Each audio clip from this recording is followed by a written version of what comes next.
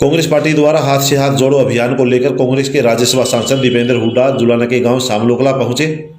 इससे पहले जुलाना के ब्राह्मणवास मोड़ पर हरियाणा कांग्रेस कमेटी के सदस्य नरेंद्र लाठर ने राज्यसभा सांसद दीपेंद्र हुड्डा का फूल मालाओं से स्वागत किया। इस मौके पर शफीदो विधायक सुभाष गांगुली और पूर्व विधायक परमेंद्र ढोल भी मौजूद रहे। दीपेंद्र हुड्डा ने उपस्थित लोगों को संबोधित करते हुए कहा, प्रदेश में कांग्रेस की लहर है, प्रदेश की जनता बदलाव चाहती है। हुड्डा ने कहा कि प्रदेश की सरकार कर्मचारियों और सरपंचों के ऊपर लाठीचार्ज करके उनका अपमान कर रही है। उन्होंने कहा कि प्रदेश में बेरोजगारी का मुद्दा अहम है, क्योंकि 9 साल से जेबीटी और प्रशिक्षक की भर्ती नहीं होना प्रदेश के लिए शर्म की बात है। उन्होंने कहा, हरियाणा में 2 लाख रोजगार प्रदेश सरकार द्वारा समाप्त कर दिए गए हैं। ऐसे में हरियाणा में कांग्रेस की सरकार बनती है तो सभी रोजगार को बहाल किया जाएगा। उन्होंने कहा कि हुड्डा शासनकाल में प्रति व्यक्ति निवेश वेश में मामले में हरियाणा नंबर 1 था। दीपेंद्र हुड्डा ने भाजपा पर निशाना साधते हुए कहा, हाल ही में टेक्निकल लेक्चरर के 157 की सूची जारी की है, जिसमें 120 के करीब हरियाणा के बाहर के युवाओं को भर्ती किया गया है। इसीलिए कांग्रेस सरकार में हरियाणा के युवाओं को भर्ती के मामले में प्राथमिकता दी जाएगी। प्रदेश के बुजुर्गों को 6,000 रुपये बुढ़ापा पेंशन, 300 यूनिट बिजली माफ की जाएगी। आज का प्रोग्राम ये है भाई साहब, जो मैं प्रदेश कांग्रेस कमेटी का कार्यकारिणी का सदस्य बना हूँ, उसके लिए दीपेंद्र जी का स्वागत कर रहे हैं।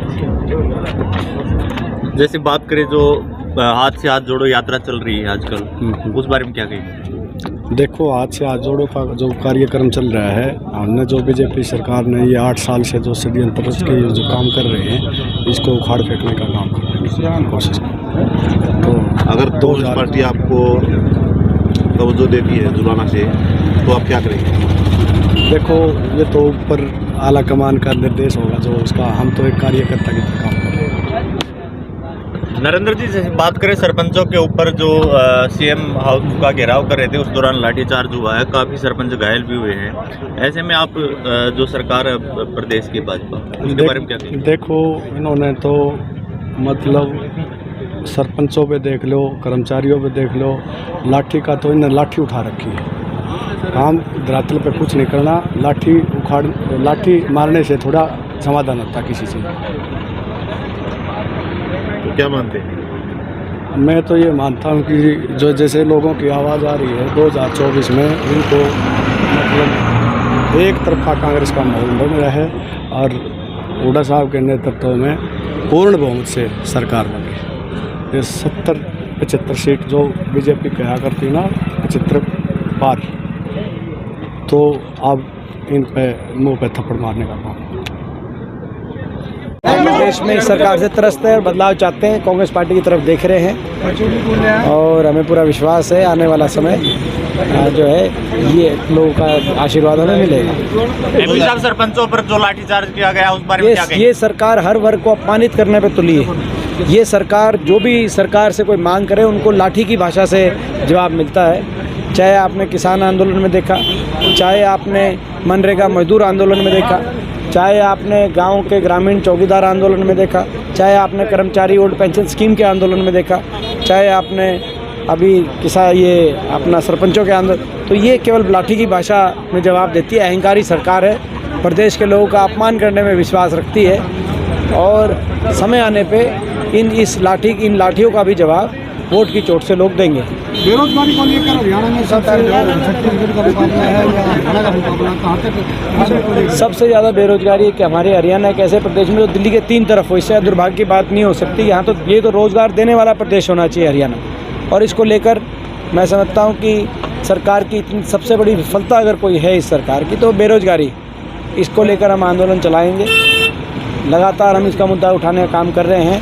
अभी आखिर का 1 साल विपक्ष का लोगों के बीच में जाने का और जनता का सोच विचारने का साल रहता है। अब 1 साल में हम प्रवेश करके आखिरी 1 साल में, और इस आखिरी 1 साल में बेरोजगारी को लेकर बड़ा मजबूत जन आंदोलन हम चलाएंगे। प्रदेश में यदि कांग्रेस सरकार बनती है तो बेरोजगारी खत्म करने के लिए खास देखिए, उसमें 2 चीज़ें हैं। एक तो इन्होंने जो सरकारी नौकरी ख़त्म कर दी, आपको पता है 9 साल से जेबीटी तो भर्ती नहीं हुए, प्रशिक्षक भी भर्ती नहीं हुए हरियाणा प्रदेश में। लगभग हरियाणा के अंदर 2 लाख सरकारी रोजगार समाप्त कर दिए गए खट्टर सरकार। और निवेश का रास्ता। इस सरकार में कोई निवेश नहीं हुआ, कहीं औद्योगिक क्षेत्र डिक्लेयर नहीं हुए, कहीं इंडस्ट्री नहीं आई, कहीं IMT नहीं बनी। सरकार ने कहा कि ज़मीन एक्वायर नहीं करेगी तो इंडस्ट्री तो आई नहीं उस वजह से। तो दूसरा, प्राइवेट निवेश हो, इन्वेस्टमेंट हो, जो हरियाणा हुड्डा सरकार में प्रति व्यक्ति निवेश में देश में नंबर 1 था, वो दोबारा से प्रति व्यक्ति निवेश में देश में नंबर 1 बने। ऐसे हमारे प्रयास रहेंगे। सरकारी क्षेत्र और निजी क्षेत्र दोनों क्षेत्रों के अंदर रोज़गार मिले नौजवानों को, ये हमारा। और हरियाणा के रोज़गारों को प्राथमिकता मिले। अभी 157 लिस्ट आई टेक्निकल लेक्चरर की, जिसमें से आप जानते हैं कि 120 से करीब हरियाणा से बाहर के आए। ये अन्याय है।